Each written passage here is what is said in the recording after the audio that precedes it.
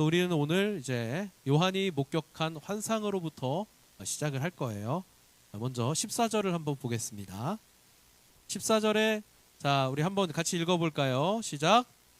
또 내가 보니 흰 구름이 있고 구름 위에 인자와 같은 이가 앉으셨는데 그 머리에는 금면류관이 있고 그 손에는 예리한 낫을 가셨더라. 아멘. 자, 여기 지금 어떤 분이 등장을 하셨는데 그분에 대한 묘사예요. 구름 위에 인자와 같은 이가 앉으셨다. 여러분, 이 인자와 같은 이 Son of Man, 이 표현은 신약 성경에서는 그냥 등호로 여러분 기억하셔도 됩니다. 예수님입니다. 인자 그러면 예수님이에요. 예수님께서 흰 구름 위에 앉으셨어요. 자, 그리고 머리에 뭘 썼다고 그래요? 금면류관, 왕관입니다. 왕관, 황금 왕관을 쓰고 계셨어요. 그리고 손에 예리한 낫을 가지고 계셨습니다. 자, 이게 지금 뭘 상징하고 있느냐? 여러분 항상 요한계시록을 읽을 때는 머릿속으로 그림을 그리셔야 됩니다. 구름 위에 어떤 분이 앉아 계시는데 그분의 머리 위에는 금면류관이 있고 손에 예리한 낫을 들고 계신다. 자, 볼까? 영광의 통치자의 모습이에요. 왕관 쓰고 계시고 구름 위에 앉아 계시고 그리고 그 손에 낫을 들고 계신다. 낫은 대개 언제 들어요? 추수할 때. 추수할 때. 또 언제 들어요? 낫은 언제 들어요? 못 살겠다 그럴 때 낫을 들죠. 네. 네, 여기선 추수입니다. 보통 이제 낫이 어떤 의미로 어떤 상징으로 쓰이냐면 농사를 짓는 걸로 쓰여요. 추수의 의미로 쓰이는데 가끔 혁명의 도구로도 사용이 된다는 그런 점입니다.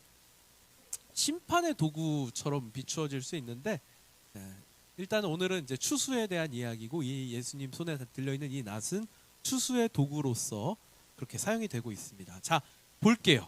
복음서에서 예수님이 추수에 대해서 말씀하신 것들이 있었습니다. 마태복음 9장에 보니까요.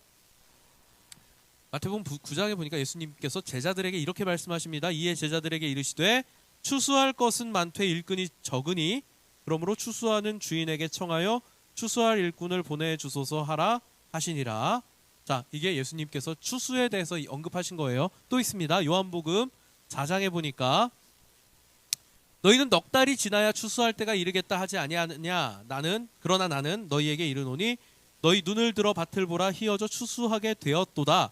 거두는 자가 이미 삭도 받고 영생에 이르는 열매를 모으나니 이는 뿌리는 자와 거두는 자가 함께 즐거워하게 하려 함이라. 그런즉 한 사람이 심고 다른 사람이 거둔다 하는 말이 옳도다. 내가 너희로 노력하지 아니한 것을 거두러 보내었노니 다른 사람은 노력하였고 너희는 그들이 노력한 것에 참여하였느니라. 아멘. 자, 지금 예수님께서 이 두 가지 지금 우리가 요한복음과 마태복음에서 두 가지 말씀을 지금 봤는데요. 예수님께서 지금 공통적으로 말씀하시는 게 뭐냐면 지금 추수할 때가 되었다예요. 지금 추수할 때가 되었다. 그러니까 우리가 이제 종말에 대해서 생각할 때 우리가 이제 이 요한계시록을 보면서 제가 서두에 여러분께 언급을 드렸습니다. 심판과 종말의 때는 이미 시작되었다고 말씀을 드렸어요. 예수님께서 이미 공생의 기간에 추수할 때가 이미 되었다고 말씀을 하셨습니다. 제자들을 추수를 위해 보낸다고 하셨어요. 그죠? 이때 보낸 이 추수라고 하는 건 뭐예요? 이 추수는 구원의 사역입니다. 하나님의 백성들에게 말씀이 전해지고 그 하나님의 백성들이 말씀을 듣고 그 말씀에 반응해서 어떻게 돼요? 자라납니다. 자라서 열매를 맺고 알곡으로 거두어지는 모습이에요. 그래서 첫 번째 추수는 뭐냐? 구원받은 하나님의 백성들이 열매를 맺는 모습을 보여주는 겁니다. 그런데 이때 또 다른 천사가 나와서 큰 소리로 보좌에 계신 예수님을 향해 외칩니다. 낫을 휘둘러 거두라 라는 말씀이에요. 그런데 이 낫을 휘두르라라고 하는 명령은 여러분, 자, 낫을 그려보세요. 낫을 휘둘러 거두라. 낫을 휘두르다 할 때 여러분이 떠올리는 이미지는 뭐예요? 사실은 근데 우리 농사를 안 지어봐가지고 이 이미지가 잘 그려지지 않아요. 근데 낫을 휘두르라 그러면 되게 어떤 그림을 그려요, 여러분들? 이렇게 휘두르는 걸 그린다고요. 이건 농사 짓는 게 아니죠. 그죠? 못 살겠다 할 때 휘두르는 겁니다, 이거는. 그잖아요. 그러니까 자, 농사 얘기를 한다 그랬잖아요. 그러면 낫을 휘둘러라 그래도 낫은 이렇게 농사 지으면서 휘두를 수 없습니다. 농사 지어봤어요? 농사 지어본 분이 없어요, 여기. 자, 벼를 추수할 때는요, 이렇게 볕단을 이렇게 모아가지고 이렇게 잡고서 이렇게 합니다. 그러니까 휘두른다 그래도 이렇게 휘두를 수는 없어요, 그죠? 네. 자, 한번 생각해 볼까요? 자, 이 말씀을 한번 보겠습니다. 스가랴서에 보니까 스가랴 선지자가 하늘을 날아가는 두루마리를 목격합니다. 자, 여러분, 하늘을 날아가는 두루마리예요. 볼까요? 내가 다시 눈을 들어본즉 날아가는 두루마리가 있더라. 스가랴가 환상 중에 본 겁니다, 여러분. 날아가는 두루마리를 날아간다 이렇게 본 게 아니고 환상 중에 날아가는 두루마리를 봤어요. 이 두루마리는 뭐냐면 하나님의 말씀입니다. 하나님의 말씀이 날아가는 두루마리로 목격이 된 거예요. 구약 성경은 무슨 말로 기록되어 있을까요?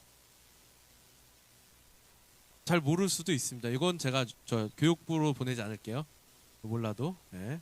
네, 자, 이제 우리가 좀 상식적으로, 그러니까 여러분들이 항상 어디 가서 누구한테 배웠습니까? 했을 때, 저 김가람 목사님 제자입니다. 이 얘기를 하려면 요 정도는 알아야 돼요. 요거 모르면 제가 진짜 지난주에 우리 청년들 몇 명하고 같이 기독교 백화점에 갔다가 제가 정말 너무 쑥스럽고 너무 창피해갖고 그 자리에서 너넨 내 제자라고 하지 마라 이랬는데, 제가 허락해야 제 제자라고 할 수 있는 거예요, 여러분. 그냥 청년부 나온다고 저 김가람 목사님 제자입니다 이렇게 하는 거 아닙니다. 다 허락을 받아야, 원래 그 허락을 받아야 돼요. 그 면허 개전이라고 합니다. 저한테 배웠다고 제가 인정을 해주면 그때부터 이제 어디 가서 너 나한테 배웠다고 해도 된다. 그러면 이제 제가 김가람 목사님한테 배워서 이 정도 됩니다 하는 거지. 지금 여러분 수준에서는 안 됩니다. 제가 오해를 살 수 있어요. 구약 성경은 히브리어로 기록되어 있습니다. 히브리어는 누가 써요? 히브리 사람들이 쓰겠죠, 그죠? 네. 지금은 이제 저기 팔레스타인 지역에, 성경에서는 가나안이라고 부르는 그 동네에 이스라엘이라고 하는 나라에 사는 사람들이 쓰는 말입니다. 이 히브리인들이요, 사실은 지금 그 이스라엘이라고 하는 그 나라에 정착해서 산 지는 100년이 안 됐어요.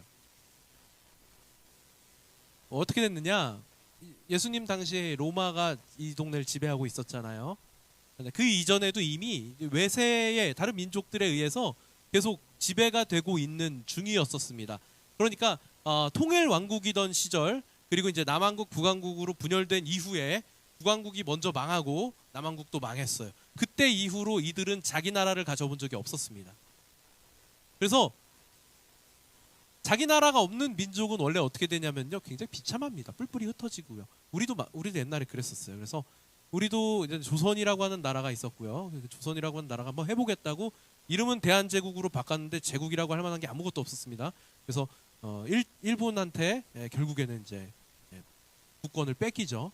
일본은 이 조선을 먹기 위해서 청나라하고도 전쟁하고 러시아하고도 전쟁을 해서 이겼습니다. 그러니까 그걸 해서 이겨가지고 이제 앞으로 내가 조선한테 하는 거 너네들 참견하지 마 하고 들어온 거였어요. 그래서 국권을 일본한테 뺏겼습니다. 우리 민족은 이제 더 이상 나라가 없어요. 공식적으로는 일본입니다. 나라가 없습니다. 그러면 어떻게 돼요? 실제로 어떻게 됐는지 우리가 어떻게 볼 수 있어요? 조선족, 고려인, 그리고 저기 미국 이런데, 하와이 이런데 살고 있는 우리 교포분들, 왜 거기 가서 사신 거예요? 먹고 살려고. 정책적으로 이제 러시아 지역에, 연해주 지역에서 살던 분들 중에는 스탈린에 의해서 정책적으로 저기 중앙아시아 쪽으로 이주를 가신 분들도 있습니다. 정책적으로 자기가 살던 동네를 쫓겨나는 경우도 생길 수 있고요. 먹고 살기 위해서 고향 땅을 버리고 떠나야 되는 경우도 생깁니다. 유대인들도 마찬가지였어요. 히브리인들도 디아스포라라고 합니다. 고향을 더 이상 지킬 수 없는 상황이 돼서 떠납니다.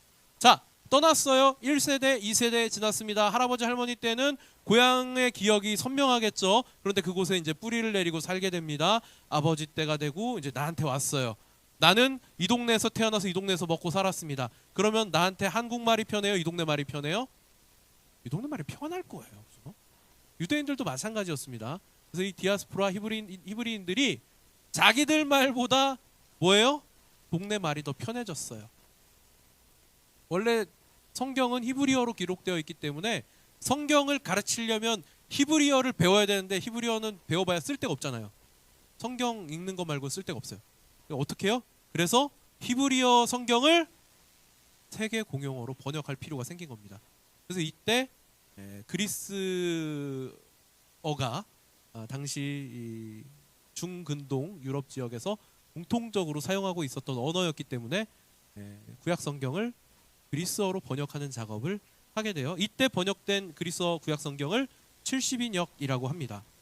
그래서 여기 이 70인역 번역을 보면 제가 왜 갑자기 난 얘기를 하다가 두루마리 얘기를 하다가 갑자기 왜 말 얘기를 하게 됐느냐, 이걸 설명하기 위해서였어요.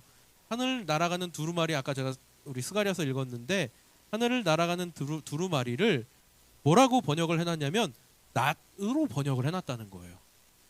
이 얘기를 하려고 지금 이렇게 돌아왔습니다. 그러니까 하늘을 날아가는 두루마리를 보았다, 이 얘기를 하려고 했는데 이걸 이제 그리스 말로 번역하면서 이 두루마리라고 하는 표현을 낫이라고 번역을 해놨다는 거예요. 그러니까 두루마리하고 낫을 같은 용도로 사용하고 있다는 겁니다. 그래서 자, 예수님 손에 들려있는 이 예리한 낫은 그럼 지금 뭘 얘기하고 있는 거라고 봐도 되는 거예요? 예리한 말씀이다. 그리고 낫을 휘두르다라고 할 때 쓰이는 이 헬라어 단어가 뭐냐면 펜퍼라고 하는데 이 단어는 사도행전에서도 쓰입니다. 어떻게 쓰이냐면 바나바와 바울을 따로 세워서 보내는 장면에서 쓰입니다. 그래서 이거는 낫을 휘둘러라가 아니고 말씀을 보내서 거두라, 추수하라가 되는 거예요.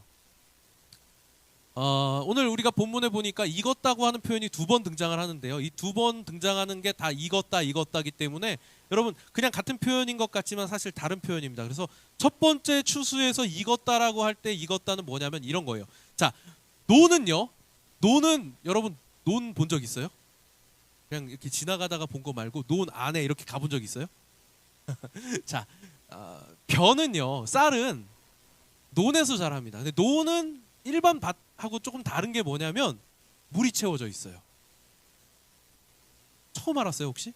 그진 않죠? 논에는 물이 채워져 있습니다. 그래서 지금 이제 우리가 논에 가보면 논에는 물이 채워져 있어요. 그런데 이게 이제 추수할 때가 되면 어떻게 되냐면 이 논에 있던 물이 다 빠집니다.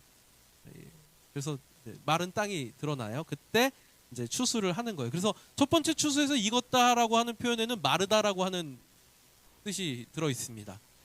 논이 마르는 것과 같아요. 논의 물이 먼저 말라요. 논의 물이 먼저 마르고 나면 그 다음에 벼와 함께 같이 자라고 있던 잡초들이 있습니다. 그 잡초들이 이제 말라 죽습니다. 그리고 나서 이제 벼를 추수하게 되는 거예요. 그래서 사실은 이 첫 번째 추수에서 담겨져 있는 의미에는 고난이라고 하는 뜻을 우리가 생각해 볼 수 있어요. 뭐냐면 이런 겁니다.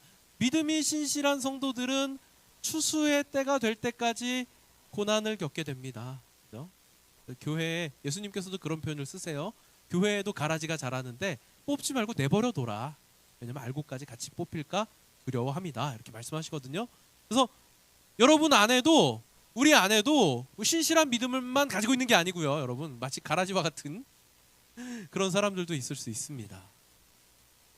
그런데 그게 한 번에 다 하나님께서 저 사람 믿음 없으니까 그러고 그냥 그 자리에서 곧장 심판하시는 게 아니고 언제까지 기다리신다는 거예요? 알곡이 익을 때까지, 추수의 때가 될 때까지 기다리신다는 거예요. 우리의 신앙생활 안에서도 마찬가지입니다, 여러분. 그죠? 그래서 내가 예수 믿는다고 하는 것이 예수님 믿었다 그러면 곧장 열매 맺고 곧장 천국 가고 그런 게 아니고 예수님 믿은 건 믿은 거고 이제부터 여러분 이제 신앙의 결단의 싸움이 생깁니다. 우리 지난주에도 교회를 처음 나와봤다고 우리 형제 한 명이 등록을 하셔갖고 정말 주님 안에서 환영하고 축복하지만 이제 예수님 믿겠다고 한 사람한테 이런 얘기해도 될지 모르겠네요. 그죠? 예수님 믿는 것은 늘 행복만 있지 않아요. 그래서 고민도 많이 해야 되고 때로는 내가 포기해야 하는 일도 생기고 손해를 보면서도 아무 얘기도 하지 못하는 경우도 있을 수 있습니다. 예수 믿는다는 것이 원래 그런 거예요. 왜 그래요? 왜냐고 물어보면 예수님이 이렇게 말씀하셨습니다. 너네들 힘들 때 사람들이 나를 더 미워했던 걸, 나를 먼저 미워했던 걸 기억해라. 예수님도 미움 받으셨어요. 오해를 사셨고 누명을 쓰셨고 억울하게 죽으셨잖아요. 그러니까 우리는 예수님을 따르는 제자들이기 때문에 당연히 억울한 일이 많습니다. 많아요. 그게 이 첫 번째 읽다의 표현입니다. 그러나 중요한 건 뭐냐면 이 추수는 하나님의 언약 백성들에게 주어지는 안식이에요. 그래서 이때 이 추수가 될 때까지 이 땅이 마르는 이 기간을 우리가 보내는 동안에 땅이 마르면 여러분 얼마나 갈증이 나고 괴롭겠습니까? 그러나 그 기간을 보내야 추수의 때가 이른다. 또 두 번째 추수는 성격이 조금 다릅니다. 이 추수에서 낫을 든 것은 예수님이 아니라 천사예요. 그리고 포도가 익었다 그러는데 여기서 포도가 익었다 할 때 이 익었다의 표현은 뭐냐면 활짝 폈다예요. 좋은 의미일 것 같잖아요, 그죠? 활짝 폈다. 첫 번째 익었다는 말랐다였어요. 이 말랐다는 고난이었는데 두 번째 익었다는 활짝 폈다인데 그럼 이 활짝 폈다는 뭐냐? 여러분 꽃이 활짝 핀 다음에 뭐예요? 이것이 자연의 이치입니다. 꽃이 활짝 피고 나면 져서 떨어져요. 이게 자연의 이치예요. 때가 가까웠다는 경고의 메시지입니다. 활짝 펴서 아름다운 것처럼 그것이 영원할 것처럼 옛말에 그런 말이 있어요. 화무 11홍이라고. 꽃이 열을 불지 않다는 겁니다. 그 꽃이 아무리 예쁜 것 같아도 때가 되면 져요. 하나님의 공의를 거부하고 자기 삶을 마음껏 누리면 그것이 마치 전성기를 보내는 것 같고 아름답고 전부인 것 같지만 결국 뭐예요? 시들고 떨어지는 날이 온다. 요즘 세상이 우리 믿음을 조롱하고 보이지 않는 것을 믿는다는 말 자체는 비이성적이라고 여깁니다. 요새 그래요, 여러분. 제가 지금 이제 본격적으로 영적 전쟁의 대상으로 삼은 것이 뭐냐면 지금 이 시점에서 저에게는 유물론입니다. 유물론은 뭐냐면 눈에 보이는 것이 전부다예요. 눈에 보이는 것만이 전부다. 눈에 보이는 것이야말로 진짜다. 입니다. 믿음을 어떻게 설명하냐면 믿음은 삶의 방식이 아니라 취향이에요. 커피와 같은 겁니다. 기호식품 같은 거예요. 그죠? 기호식품은 어때요? 기호식품이라고 하는 건 사람마다 입맛이 달라요. 사람마다 취향이 다릅니다. 신맛도 있고 달달한 맛도 있고 쓴맛도 있고 또 무슨 맛이 있어요? 여러 가지 있겠죠. 그래서 우리 저 훈련받은 바리스타들은 커피 하나에서 7가지 8가지 맛을 찾아낸다 그러잖아요. 그렇죠?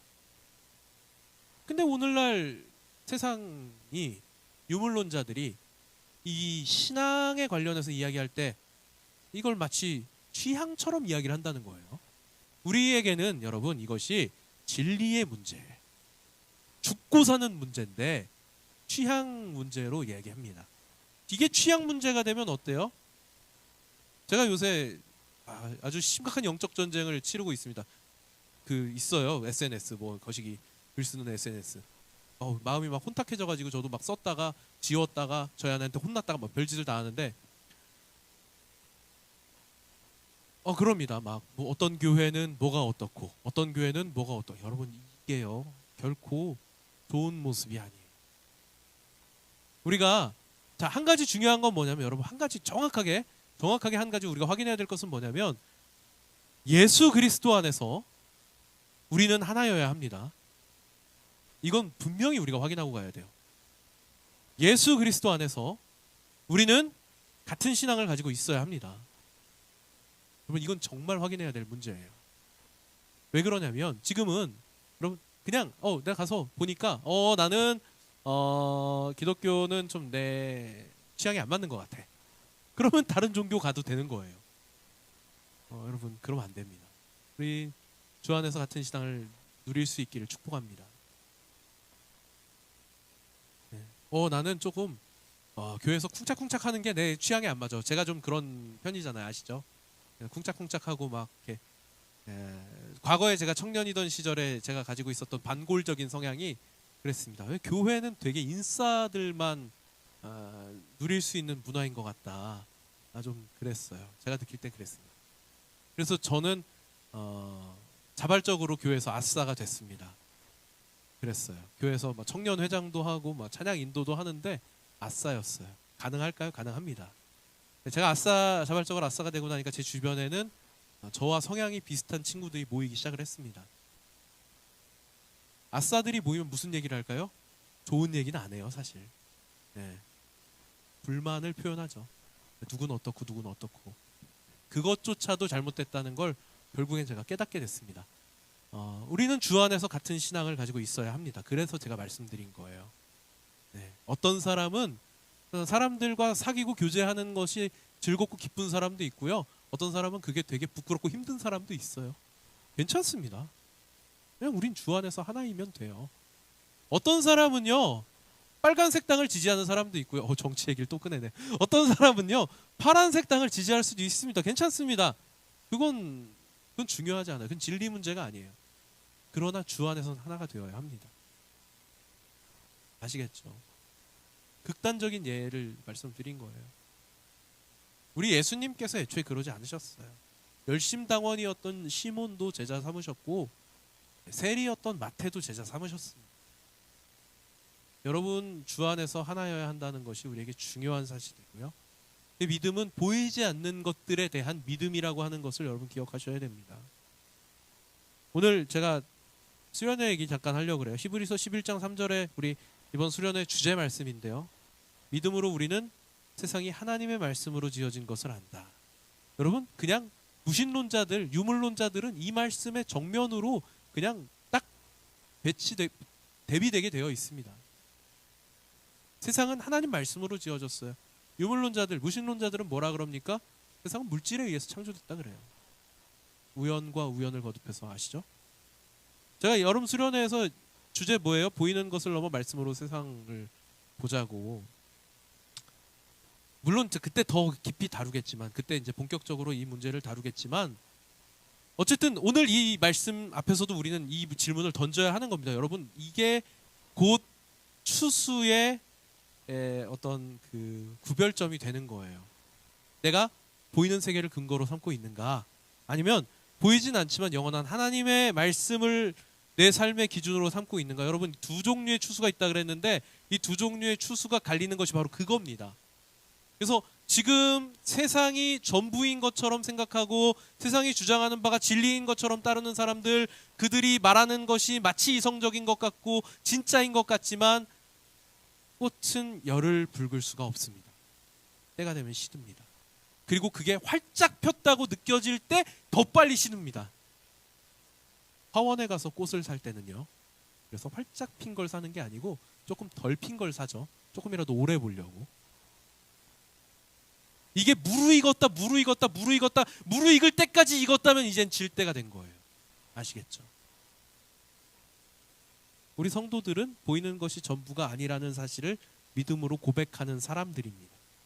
이 믿음이 오늘 제가 이 말씀드렸던 포도처럼 잠깐 피었다가 지는 세상 논리와 같지 않고 우리는 진리 위에 서게 되는 거예요. 이 진리 위에 서기 위해서 우리는 딱 하나, 유일하게 우리가 고백할 수 있는 것 단 하나, 예수 그리스도를 고백하는 겁니다. 그분이 우리의 길이요 진리요 생명이시고, 그분이 우리의 구세주이시고 우리를 위하여 십자가를 지셨고 우리의 죄를 대속하신 분이시라고 하는 것을 고백하는 것만이 유일한 구원의 길임을 다시 한번 확인하는 거예요.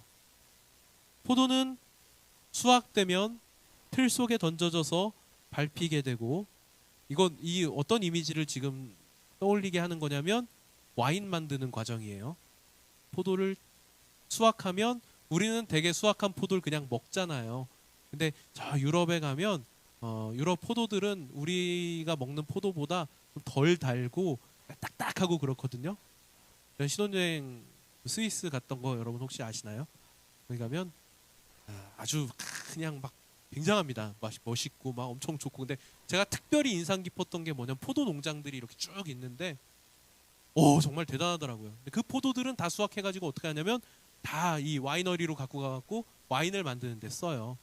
깨끗하게 세척해가지고 틀에다 집어넣고 그걸 짜가지고 포도즙을 내서 발효를 시키면 그게 포도주가 되는 건데, 와인이 되는 건데, 그 이미지입니다. 그래서 포도를 틀 속에 던져서 그것이 밟히고, 그리고 이제 그 붉은 것이 마치 피와 같이 차오르는데 어디까지? 말 굴레까지. 여러분 굴레가 뭔지는 모르실 것 같아서, 굴레는 뭐냐면 말을 이렇게 타고 달릴 수 있게 말 얼굴에다가 이렇게 채우는 거예요.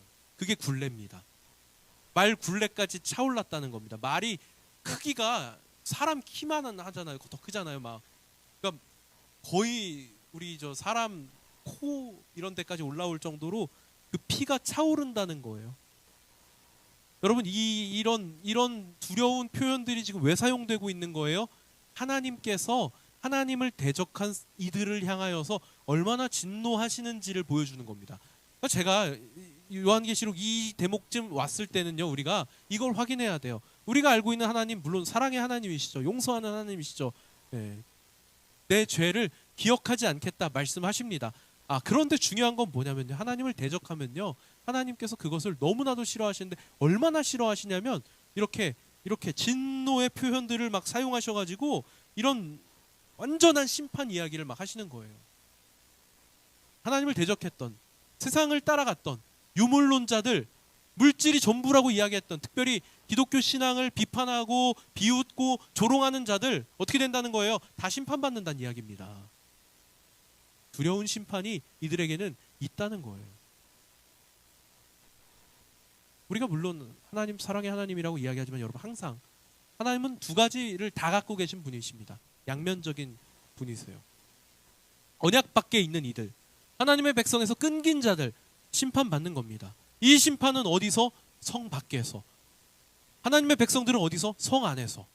아시겠죠? 그래서 예수님께서 말씀하십니다. 그때에 성 밖에서 문을 두들기면서 슬피 울며 어떻게 한다고요? 이를 간다고요. 이를 간다는 건 여러분, 처녀 귀신들이요, 공포영화 같은 데 나오잖아요. 한이 가득할 때 이렇게 한단 말이에요. 그 정도로 후회 막심한 일이 된다는 겁니다. 근데 이 표현이 그냥 오늘 갑자기 나온 게 아니에요. 구약의 선지자들도 이런 표현을 사용했습니다. 언제요? 회개하라고. 마음을 돌이키라고. 지금 우리가 이 상태로 가면 하나님 우리를 심판하신다고. 그럴 때 선지자들이 이런 표현을 사용했습니다. 요엘 선지자, 이사야 선지자, 하나님께서 우리를 지금 심판하려고 하신다. 하나님의 백성들이 타락하면 하나님께서 우리를 가만두지 않으실 거야 라고 하는 이야기를 끊임없이 하는데, 이런 이미지들을 사용했어요. 진노하시고 분노하시고 질투를 하시는 하나님에 대해서 이야기를 해왔습니다. 하나님께서 각 사람에게 최종적인 어떤 그림을 주시는 거예요. 우리도 이 두 종류의 추수에 대하여서 이렇게 듣게 된 겁니다. 어떤 이들은 추수되어서 하나님 나라에 들어가게 될 겁니다. 예수님 표현으로는 복간에 들어가는 거고요. 어떤 이들은 틀에 던져져서 심판받는 겁니다. 여러분, 중요한 건 뭐냐면 겁을 먹으라는 얘기가 아니에요.